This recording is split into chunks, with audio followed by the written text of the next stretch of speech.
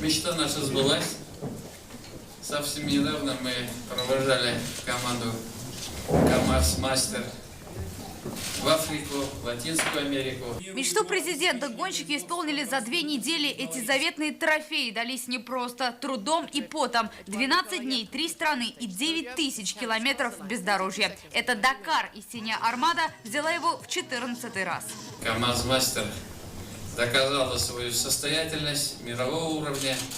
Это огромная гордость для всей нашей страны, для нашей республики, для нашего города Набережные Челны. Из 87 участников, стартовавших на Дакаре, до финиша добрались лишь 63. Триумфатором стал экипаж Эдуарда Николаева. Вторым финишировал Дмитрий Сотников. В Африке не было равных команде Андрея Каргинова. Сегодня награды и благодарственные письма получили 24 человека. Президенту, в свою очередь, тоже вручили трофей. Точную копию дакаровской статуэтки, ведь это он настроил команду на победу.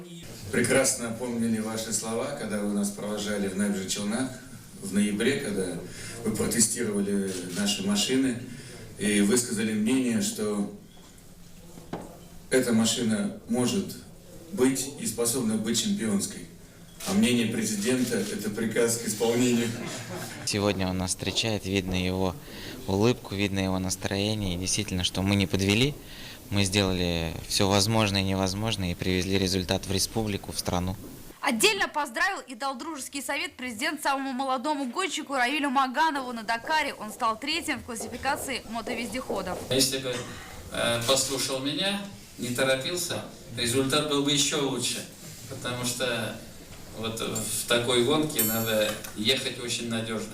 Но ты молодец. Это не тот результат, который мы хотели получить, поэтому относимся спокойно. То есть мы гордимся, в принципе, рады этому месту. К Дакару 2018 КамАЗ Мастер начнет готовиться уже сейчас. Со следующего года на соревнованиях действует новый технический регламент.